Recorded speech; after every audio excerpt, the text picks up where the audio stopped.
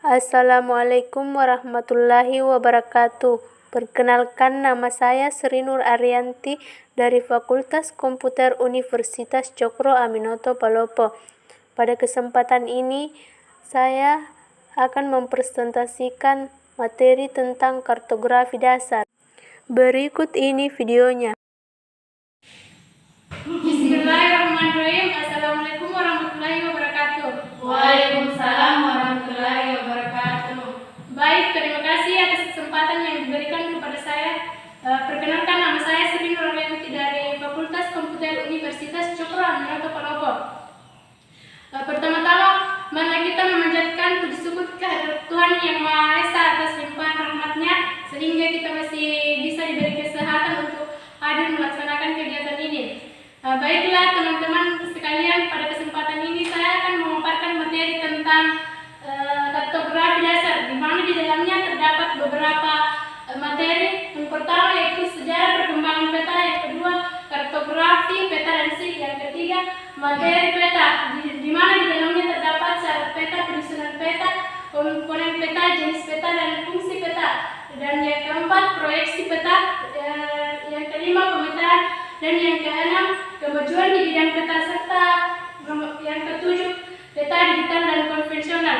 Sebelum kita membahas ketujuh poin ini, terlebih dahulu saya akan menjelaskan tentang pengertian kartografi. Kartografi dapat diartikan sebagai seni atau ilmu pengetahuan dan teknologi tentang pembuatan peta, sekaligus mencakup studinya sebagai dokumen ilmiah dan hasil karya seni, sehingga dapat disimpulkan bahwa kartografi merupakan sebuah studi dan seni pembuatan peta.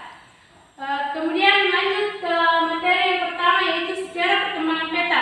Sejarah perkembangan peta dibagi menjadi 3 periode. Yang pertama yaitu periode awal, di mana di periode ini pengetahuan mengenai teknik penggambaran lokasi atau suatu yang menunjukkan suatu tempat sudah ada sejak pada tahun 2300 Masehi oleh bangsa Babilonia. Pada mulanya peta digambarkan pada batu atau tanah liat berukuran kecil sebagai petunjuk arah. Namun zaman Yunani kuno perkembangan telah sangat pesat. Pada zaman ini adanya penemuan teori yang menyatakan bumi itu bulat yang dikategorikan oleh Aristoteles, semakin mendorong pembuatan yang peta semakin baik.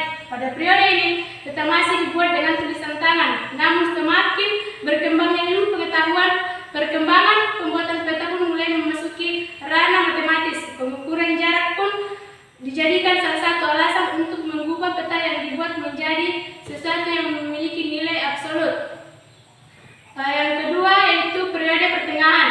Pada periode pertengahan, lebih tepatnya pada abad 15 sampai 7 Masehi, perkembangan peta mulai maju. Pembuatan peta pada abad ini masih menggunakan tangan dan disebarluaskan secara terbatas. Tidak jarang masih banyak kesalahan-kesalahan yang terdapat pada peta, seperti informasi orientasi yang sesuai atau skala yang tidak proporsional. Yang ketiga yaitu periode modern, di mana periode ini memasuki abad ke-17. Perkembangan peta mulai memperhatikan akurasi dan presisi objek yang digambarkan, sehingga dengan perkembangan zaman ke era digital maupun peta pun beralih menggunakan berbagai peralatan. Perkembangan awal digitasi pada peta adalah menggunakan bantuan meja seperti digitizer, di mana meja tersebut dikoneksikan pada perangkat lunak pengelola peta dan menggunakan perangkat keras. Digitasi dilakukan dengan menggunakan mouse, pen, dan hasil digitasi dapat dilihat pada layar monitor komputer.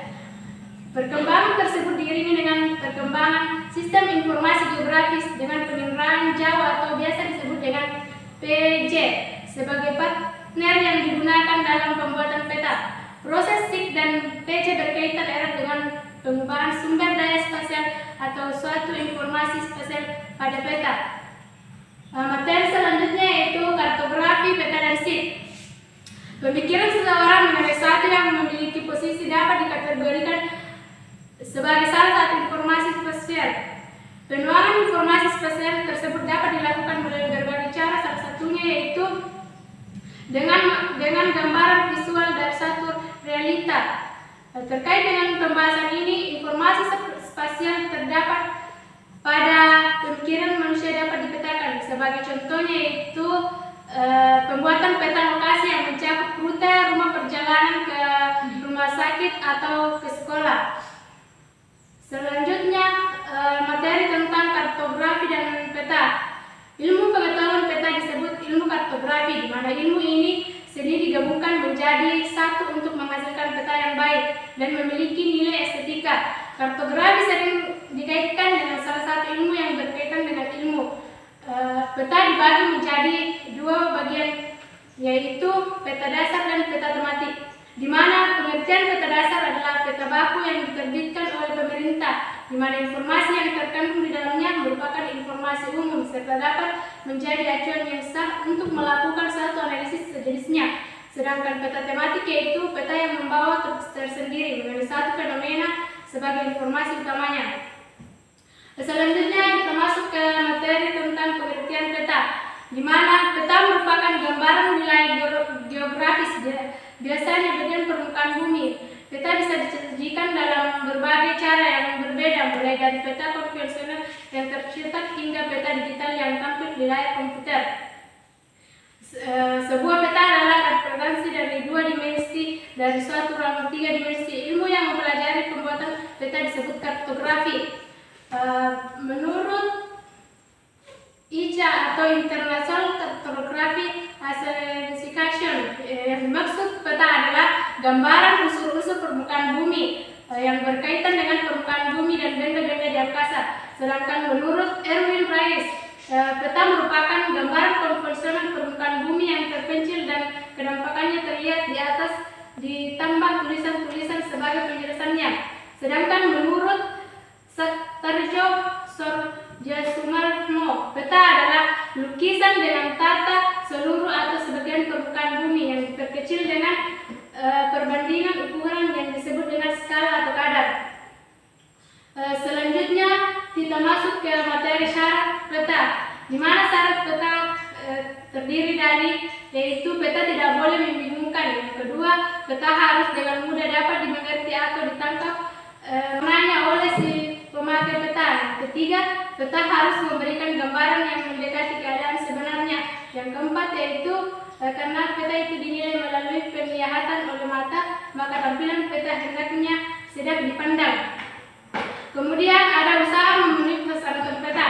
Supaya peta tidak membingungkan, peta dilengkapi dengan keterangan atau legenda, skala peta, judul peta, bagian dunia mana yang dipetakan. Sedangkan supaya mudah dimengerti atau ditangkap maknanya, maka digunakan tata warna, simbol, terutama pada peta tematik dan proyeksi. Kemudian selanjutnya yaitu penyusunan peta. Terdapat 3 bagian penyusunan peta. Yang pertama, data geografis, di mana untuk menyampaikan ide melalui peta dari berbagai hal kedudukan dalam ruang, maka bumi atau objek geografis yang akan disampaikan tersebut tentunya adalah rumit.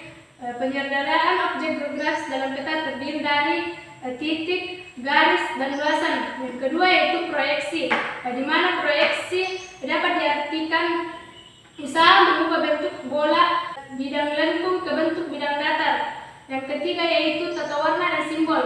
Yang pertama, tata warna. Penggunaan warna pada peta dapat juga seperti titik atau jaring, kotak-kotak, dan sebagainya. Yang kedua, simbol. Simbol digunakan untuk menyatakan suatu hal ke dalam peta. Tentunya tidak bisa digambarkan seperti bentuk benda itu yang sebenarnya, melainkan dipergunakan sebuah gambar pengganti atau simbol. Demikian ada beberapa istilah yang timbul pada simbol. Yang pertama yaitu isoyat, yaitu garis dengan jumlah curah hujan yang sama. Isobar yaitu garis dengan tekanan udara yang sama. Isogon yaitu garis dengan demikian magnet yang sama. Isoter yaitu garis dengan angka suhu sama. Isoflet yaitu garis yang menunjukkan angka kuantitas yang bersamaan. Selanjutnya masuk ke komponen peta. Komponen peta terdiri dari yang pertama isi peta. Isi peta menunjukkan isi dari makna ide penyusunan peta yang akan disampaikan kepada pengguna peta. Yang kedua, judul peta. Judul peta harus mencerminkan isi peta Yang ketiga yaitu skala atau peta dan simbol arah. Skala dicantumkan untuk melihat tingkat ketelitian dan kedetailan objek yang dipetakan, sedangkan simbol dicantumkan dengan tujuan untuk orientasi peta arah utara, seperti lasimnya mengarah pada bagian atas peta. Kemudian berbagai tata letak tulisan lasimnya mengarah pada bagian atas peta. Kemudian ada legenda atau keterangan. Fungsi dari legenda yaitu menjelaskan kepada pembaca peta dengan mudah agar memahami isi peta tersebut. Yang kelima yaitu inset dan indeks peta, di mana inset diartikan peta yang terbesar dari bagian belahan bumi. Sebagai contoh, kita memetakan Pulau Jawa. Pulau Jawa merupakan bagian dari kepulauan Indonesia yang diinsetkan, sedangkan indeks peta merupakan sistem tata letak peta, di mana menunjukkan letak peta yang bersangkutan terhadap peta yang lain di sekitarnya. Yang komponen yang peta yang keenam yaitu gears. Gears bertujuan untuk memudahkan menunjukkan lembar peta dari sekian banyak lembar peta dan untuk memudahkan menunjukkan letak sebuah titik di atas lembar peta. Kemudian nomor 7 yaitu nomor peta. Penomoran peta penting untuk lembar peta dengan jumlah besar dan seluruh lembar peta terangkai dalam suatu bagian muka bumi. Yang kedelapan yaitu sumber atau keterangan. Sumber ditekankan pada pemberian indeks peta, meliputi penyusunan peta, pencetakan sistem proyeksi peta, penyimpanan, deklinasi, magnetis, tanggal atau tahun pengambilan data dan tanggal pembuatan pencetakan peta tersebut. Yang ke-9 yaitu proyeksi, di mana proyeksi yaitu permukaan bumi atau bidang lingkung di peta, baik yang tercetak maupun dalam bentuk gambar di layar komputer ala bidang datar. Kemudian 10 skala. Skala yaitu ukuran peta dalam hubungan dengan bumi disebut dengan skala, biasanya dinyatakan dalam pecahan atau rasio perbandingan. Yang ke-11 yaitu koordinat. Koordinat geografi dinyatakan dalam suatu derajat, menit, dan detik. Yang ke-12 legenda. Legenda adalah penjelasan simbol-simbol yang terdapat dalam peta. Kemudian yang ke-13 yaitu arah. Simbol arah dicantumkan dengan tujuan untuk orientasi peta. Yang ke-14 adalah fasi. Salah satu unsur yang penting lainnya pada suatu peta adalah informasi tinggi suatu tempat terhadap kedudukan tertentu. Selanjutnya kita masuk ke materi proyeksi peta, di mana proyeksi peta diartikan adalah usaha mengubah bentuk bola atau bidang lengkung ke bentuk bidang datar dengan persyaratan sebagai berikut. Yang pertama, bentuk yang diubah itu harus tetap. Yang kedua, luas permukaan yang diubah harus tetap. Yang ketiga, jarak antara satu titik dengan titik yang lain di atas permukaan yang diubah harus tetap. Kemudian beberapa jenis proyeksi. Yang pertama itu bidang datar, yang kedua kerucut, yang ketiga silinder, yang keempat gubahan. Jenis proyeksi nomor 1 sampai 3 merupakan proyeksi murni, tetapi proyeksi yang digunakan untuk menggambarkan peta yang kita jumpai sehari-hari tidak menggunakan proyeksi murni di atas, melainkan merupakan proyeksi atau rangka peta yang diperoleh melalui perhitungan atau proyeksi gubahan. Adapun jenis proyeksi gubahan yaitu proyeksi bone sama luas, proyeksi sinusoidal, proyeksi lembar, proyeksi Mercator, dan lain sebagainya. Kemudian kapan masing-masing proyeksi itu dipakai? Yang pertama, seluruh dunia. Yang kedua, belahan bumi dipakai proyeksi zenital kutub. Kemudian daerah kutub, proyeksi yang digunakan yaitu proyeksi lambar. Kalau daerah belahan bumi selatan, proyeksi digunakan yaitu proyeksi sinusoidal. Kemudian untuk daerah yang lebar ke samping titik jauh dari khatulistiwa, proyeksi yang digunakan yaitu proyeksi apapun sebenarnya dapat dipakai, seperti jenis proyeksi kerucut. Kemudian proyeksi peta bagian 2. Secara umum proyeksi peta dikelompokkan menjadi proyeksi silindrisan, konik, dan asimut. Proyeksi asimut juga dikenal dengan proyeksi zenital. Proyeksi asimut adalah salah satu jenis proyeksi asimut. Memungkinkan dengan proyeksi ini digunakan untuk menggambarkan dunia dari kutub daerah Perserikatan Bangsa-Bangsa atau PBB. Jenis proyeksi ini dapat digunakan di titik manapun di permukaan bumi, namun jenis proyeksi ini lebih banyak digunakan pada daerah kutub. Kemudian selanjutnya yaitu jenis peta. Jenis peta dibagi menjadi 3 bagian, yaitu peta umum, di mana pengertian peta umum yaitu peta yang terdiri dari banyak tema dan memberikan gambaran umum. Peta umum biasanya praktis, menunjukkan dunia yang memungkinkan orang dari satu ujung menuju ke ujung lain tanpa tersesat. Kemudian yang kedua yaitu peta tematik. Dimaksud dengan peta tematik yaitu peta yang terdiri dari sesuatu atau beberapa tema dengan informasi yang lebih dalam atau detail. Yang ketiga yaitu peta kategori 3, yaitu peta grafik, di mana keakuratan peta bukit perjalanan digunakan untuk navigasi laut dan udara. Selanjutnya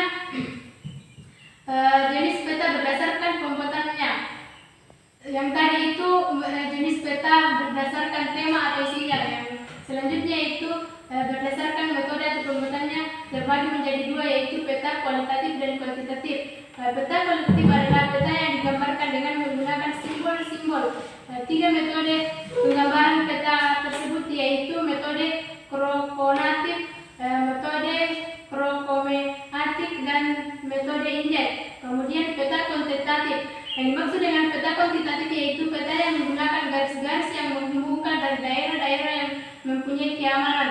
Contohnya isoter adalah garis-garis yang menghubungkan daerah-daerah yang sama temperaturnya.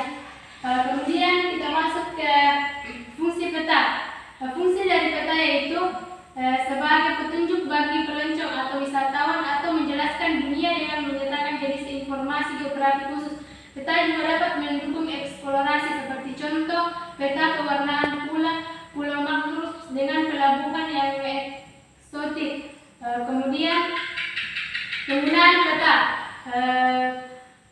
Kegunaan peta tergantung pada jenisnya. Misalnya peta topografi yang skalanya kecil dapat memberikan gambaran secara luas tentang permukaan bumi yang digambarkan. Peta tematik atau khususnya digunakan untuk tujuan-tujuan tertentu, misalnya peta persebaran penduduk, peta iklim, peta flora dan fauna dan sebagainya. Kemudian kita masuk ke materi selanjutnya yaitu pemetaan.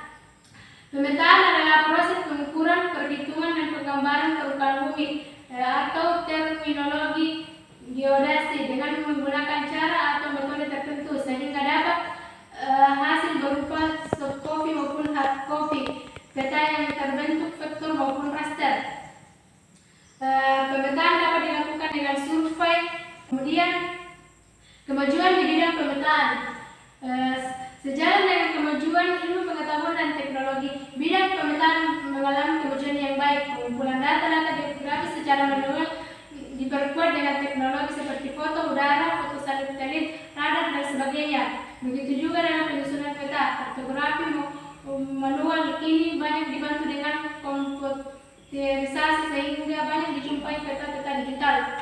Kemudian materi selanjutnya yaitu peta digital dan konvensional, di mana yang dimaksud dengan peta digital adalah peta rupa bumi hasil proyeksi atau digital mapping yang dimulai Bokostana pada tahun 1993 yang seluruh tahapan produksinya menggunakan teknik digital melalui dari fase foto udara pada alat foto geometri analisis, proses editing dan desain kartografi hingga persiapan separasi warna sebelum dicetak atau offset. Kemudian yang dimaksud dengan peta konvensional adalah peta kertas hasil teknologi analog. Kemudian terdapat perbedaan antara peta digital dan konvensional, di mana peta digital dihasilkan dari komplikasi foto udara yang diambil dari pesawat terbang, kemudian dilengkapi dengan data survei lapangan, misalnya untuk menambahkan data yang tertutup bayangan atau yang memang tidak dapat difoto, seperti klasifikasi bangunan. Sedangkan peta analog yaitu tak terhindarkan dari kesalahan akibat skala dan generasi. Bila peta yang digitasi berskala 1/2050, sedangkan rata-rata ketelitian operator adalah 0,1 mm, maka akurasi geometri hasil digital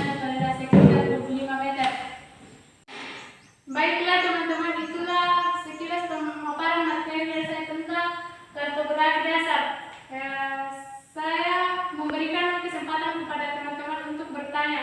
Saya persilakan, apakah dari teman-teman ada yang bertanya? Tidak ada, Kak. Baiklah, jika tidak ada pertanyaan saya